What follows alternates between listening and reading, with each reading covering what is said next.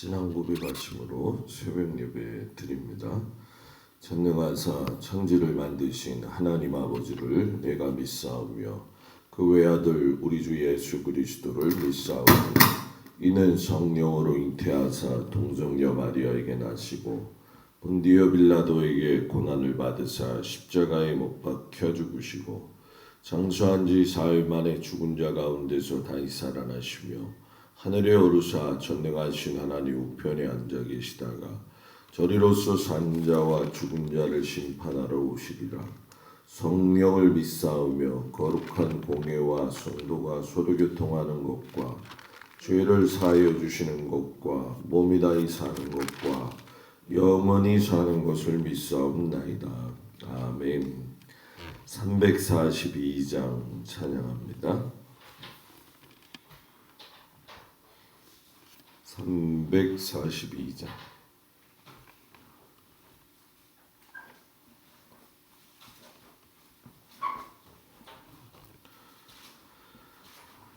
너 시험을 당해 죄 짓지 말고 너 용기를 다해 곧 물리치라. 너 시험을 이겨 새 힘을 얻고 주 예수를 믿어 늘 승리하라. 우리 구주의 힘과 그의 위로를 빌라. 주님 내 편에 서서 항상 도우시니 내 친구를 삼가 잘 선택하고 너 언행을 삼가 늘 조심하라. 너 열심을 다해 늘 충성하고 온 정성을 다해 주 봉사하라. 우리 구주의 힘과 그의 위로를 빌라. 주님 내 편에 서서 항상 도우시리. 잘 이기는 자는 상 받으리니 너 낙심치 말고 늘 전진하라.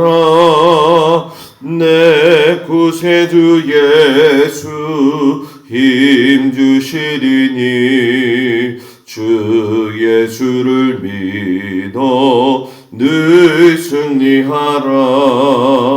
우리 구주의 힘과 그의 위로를 빌라.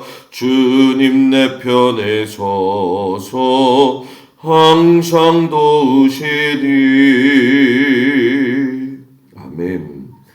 오늘 말씀은 열왕기하 21장부터 23장까지 말씀이 되어집니다. 열왕기하 21장부터 23장 중에 23장 1절부터 15절까지 말씀을 보도록 합니다. 구약성경 602쪽에 나와 있습니다.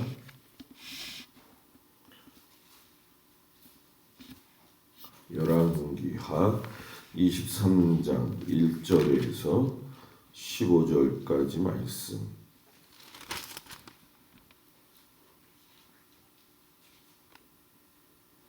말씀을 다 같이 읽도록 하겠습니다. 1절부터 15절까지 23장. 왕이 보내 유다와 예루살렘의 모든 장로를 자기에게로 모으고 이에 왕이 여호와의 성전에 올라가매 유다 모든 사람과 예루살렘 주민과 제사장들과 선지자들과 모든 백성이 노소를 막론하고 다 왕과 함께 앉으라. 왕이 여호와의 성전 안에서 발견한 언약책의 모든 말씀을 읽어 무리의 귀에 들리고 왕이 단 위에 서서 여호와 앞에서 언약을 세우되 마음을 다하고 뜻을 다하여 여호와께 순종하고 그의 계명과 법도와 율례를 지켜 이 책에 기록된 이 언약의 말씀을 이루게 하리라 하매 백성이 다 그 언약을 따르기로 하니라.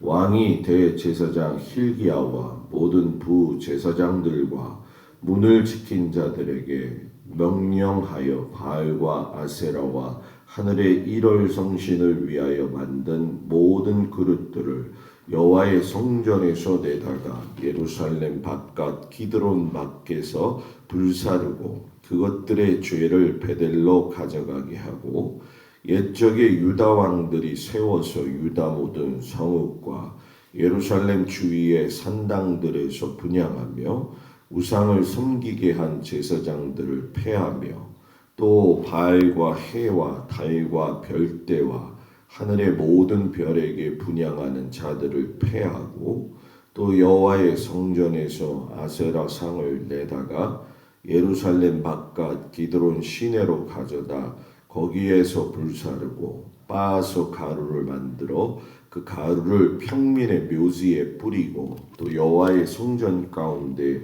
남창의 집을 헐었으니 그곳은 여인이 아세라를 위하여 휘장을 짜는 초소였더라.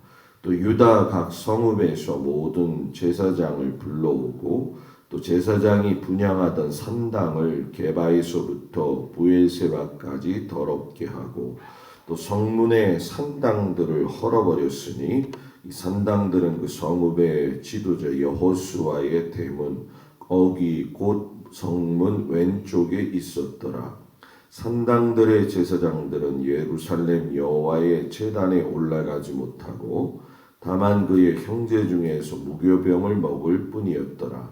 왕이 또 흰놈의 아들 골짜기에 도벳을 더럽게 하여 어떤 사람도 몰록에게 드리기 위하여 자기의 자녀를 불로 지나가지 못하게 하고 또 유다 여러 왕이 태양을 위하여 드린 말들을 제하여 버렸으니 이 말들은 여호와의 성전으로 들어가는 곳에 근처 넷이 나단 멜렉의 집 곁에 있던 것이며 또 태양 수레를 불사르고 유다 여러 왕이 아하스의 다락 지붕에 세운 제단들과 므낫세가 여호와의 성전 두 마당에 세운 제단들을 왕이 다 헐고 거기서 빻아내려서 그것들의 가루를 기드론 시내에 쏟아버리고 또 예루살렘 앞 멸망의 산 오른쪽에 세운 산당들을 왕이 더럽게 하였으니 이는 옛적에 이스라엘 왕 솔로몬이 시돈 사람에 가증한 아스타롯과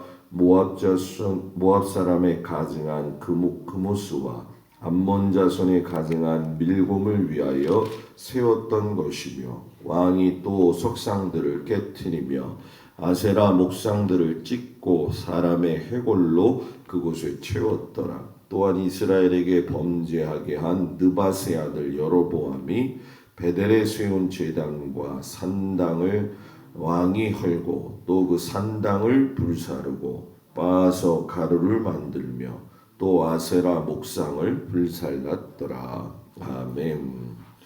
주님 앞에 나온 성도들을 축복합니다. 히스기야 왕이 죽었죠. 그의 아들 므낫세가 왕이 되어지고 남유다 왕국 중에 제일 악한 왕으로 등극하고 있다가 그 이후에 이제 아들, 손자까지 해서 요시야 왕으로 인해서 개혁되어지는 그런 말씀이 오늘 내용이 되어집니다. 이 므낫세 왕은 그의 아버지 히스기야하고는 완전히 다른 삶을 살았어요. 그리고 이 므낫세 왕의 통치 기간이 이제 끝나기 시작을 하면서 사무엘이 왕정 제도가 얼마나 나쁜 것인지 그 폐해를 통해 가지고서는 나라가 기울기 시작했던 것이 바로 이 므낫세 왕의 시대부터 시작이 되어집니다. 그러면서 므낫세를 향해서 하나님이 이제 남유다 왕국이 멸망하게 될 것을 공식적으로 이야기를 하게 되시죠. 므낫세가 죽고 나서 그의 아들 아몬이 왕 위에 오르게 되어지지만은 아몬도 므낫세 아버지의 뜻을 따라서 아주 악한 길을 걸어가게 돼요. 그때의 신하들이 이런 상황들을 보고 나서 반역을 깨가지고서는 아몬을 죽이게 되어지죠. 그러나 얼마 못 가가지고 아몬의 아들 아몬을 죽이고 아몬의 아들 요시야를 왕으로 삼게 되어지는데 그때가 요시야 나이가 8살 때여라는 거죠. 그러니까 상당히 나이가 어린 때에 등장을 하게 됐는데 가장 중요한 것은 요시야는 그래도 어린 나이에 등극을 했지만 그의 할아버지였던 므낫세 또는 아버지 아몬 왕의 뒤를 따르지 않았다라는 얘기예요. 요시야가 왕이 되어지면서 사무엘 시대부터 끊어져 있었던 6월절의 절기를 다시금 회복을 시키죠. 우리들은 성경을 읽으면서 6월절이 계속적으로 지켜온 것처럼 생각이 되어지지만은 실상은 6월절이 지키지 않았다는 거예요. 그래서 여호와의 7절기가 제대로 지켜지지 않았다. 6월절도 지키지 않은 사람들이 나머지 절기를 지켰을 것이냐? 안 지켰을 거라는 거죠. 그러니까 하나님의 나라 법이 완전히 무시되어진 상황이고 또 하나님의 법은 여호와의 절기를 통해 가지고서는 이루어지는 거거든요. 그거는 이스라엘 백성에게도 적용이 되는 것이고 우리에게도 적용이 되는 거죠. 그러면 이제 우리들 입장에서는 그런 생각이 들죠. 목사님, 우리가 이 이스라엘과 뭔 관계가 있기 때문에 이스라엘의 절기가 우리에게 적용이 됩니까? 우리는 영적인 아비로서 아브라함의 후손이 되어지기 때문에 이스라엘에게 주셨던 그 여호와의 절기는 단순히 1년에 7절기를 지키는 게 중요한 게 아니라 그 사이클 자체가 이 세상에 돌아가는 사이클로 맞춰져 있다는 거죠. 이거를 볼 수 있는 좀 해안이 열려야 된다라는 거죠. 그래서 이 하나님께서 500년을 이제 정리를 하시는데 우리가 그동안 배웠던 다윗의 길, 여로보암의 길이 있었다. 그렇게 말씀을 하시면서 이 왕정이 500년이 시작이 되어지는데 남유다와 북이스라엘이 나뉘어서 한 나라가 두 나라로 해서 200년 동안 쭉 이어져 내려오게 되어지죠. 그래서 여로보암의 길을 따랐던 북이스라엘은 19명의 왕들이 악한 길을 가다가 결국 무너지고 그 이후에 150년을 남유다 왕들이 다스리고 있다가 다윗의 길로도 갔다가 여로보암의 길로도 왔다 갔다 하면서 끝내는 이제 마지막으로 다 멸망하게 되어지는 그런 상황들이 되어진다는 거죠. 그래서 이 므낫세 왕을 보게 되면은 20명의 남유다 왕들 중에서 55년간 통치를 했어요. 꽤 오랜 통치를 했죠. 근데 그 오랜 통치를 했는데 죄악은 컸다라는 거예요. 그러니까 사람이 하나님께서 주신 다 분복이 있는 것인데 그 참 재위 기간이 55년이라고 하는 엄청난 기간을 줬다고 한다면은 얼마든지 하나님 앞에서 자기의 죄악을 회개할 수 있는 기회들이 참으로 많았다라는 거죠. 그런데 열왕기상 하 21장 2절 3절에 보게 되면 이스라엘 왕 아합의 행위를 따라 바알을 위하여 제단을 쌓으며 아세라 목상을 만들며 하늘의 일월 성신을 경배하고 섬겼다 이렇게 얘기 나와요. 므낫세 왕보다 아합 왕은 200년 전에 태어난 사람이거든요.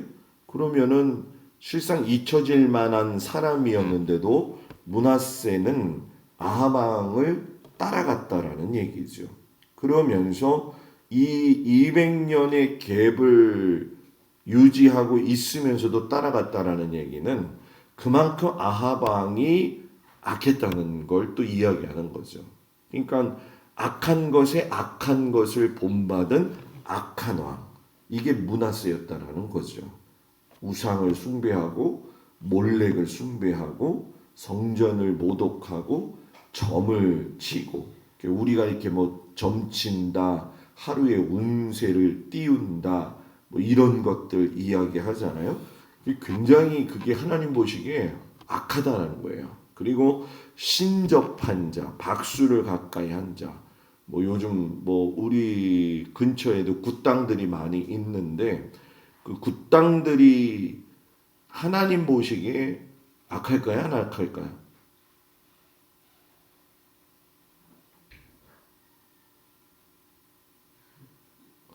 무지 악한 거예요.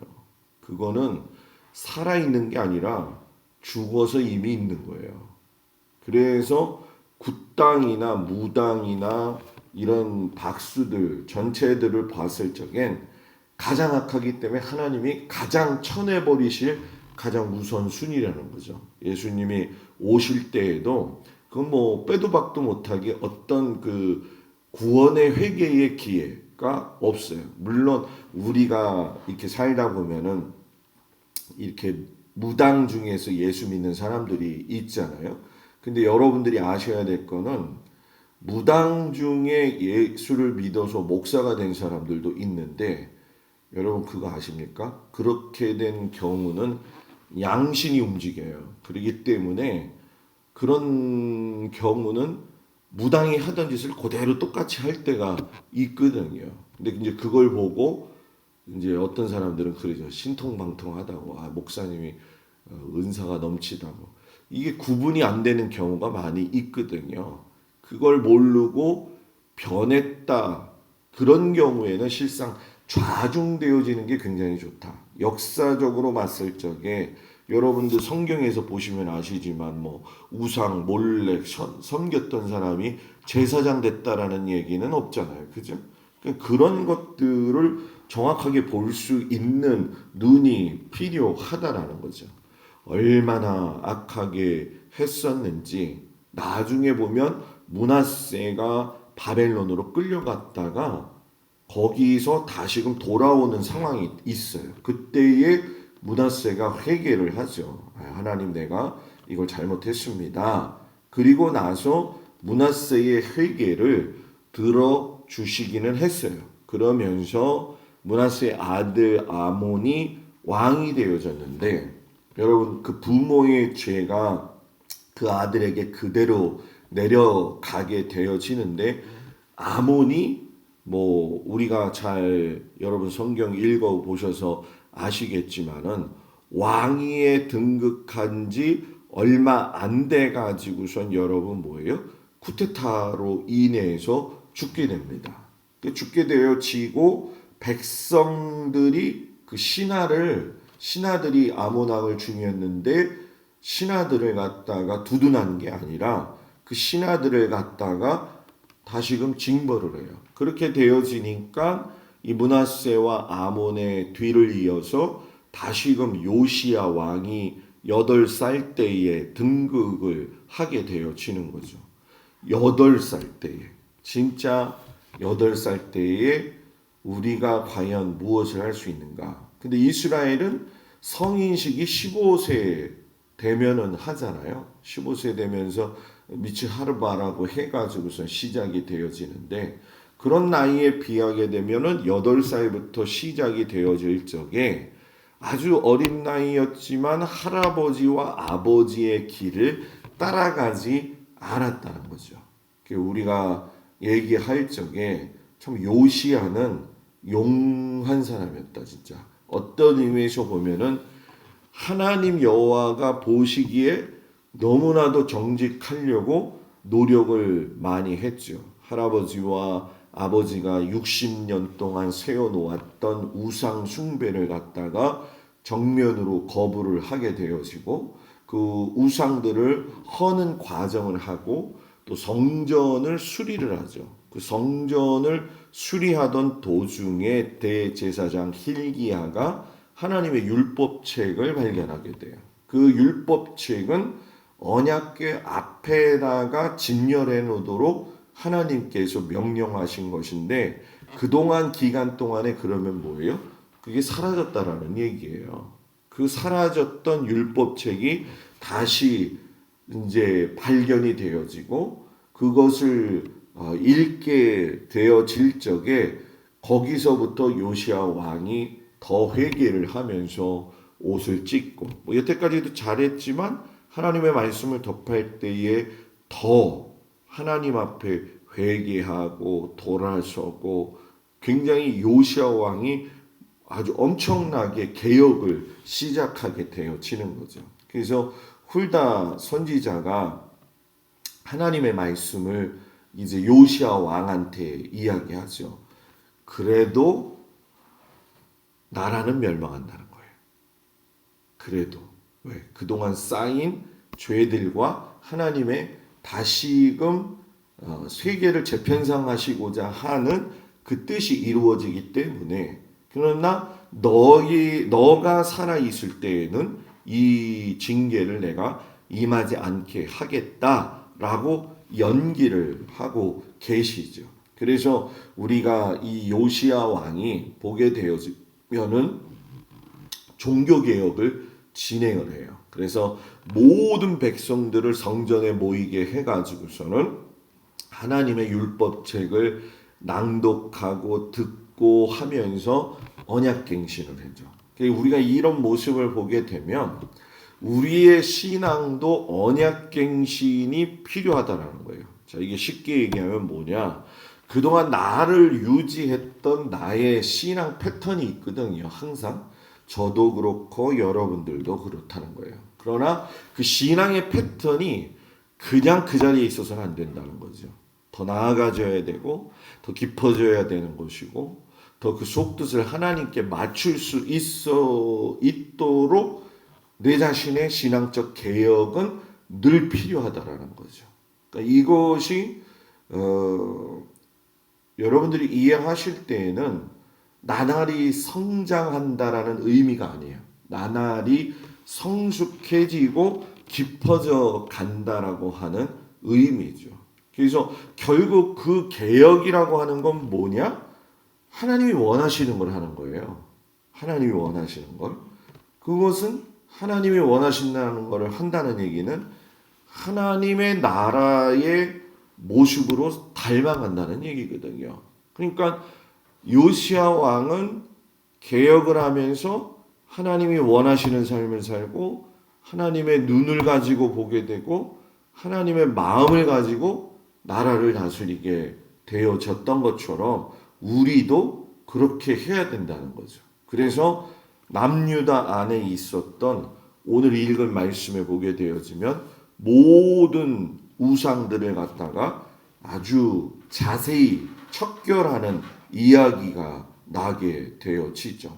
그러니까 한 가지 한 가지를 아주 그냥 체크하면서 그것들을 재해 나가는 그런 과정을 거쳤다라는 얘기예요. 그러니까 그 상황 속에서도 우리가 15절 오늘 말씀 읽었지만은 14절 15절 그 지나면서 얘기하는 건 뭐냐면 북이스라엘에 있었던 아합 왕의 잔재까지도 파괴를 한다는 거죠. 어느 한순간에 머물러서 남유다에만 만연된 것을 척결하는 게 아니라 그러면서 제일 중요한 유월절을 회복시키신다는 거예요.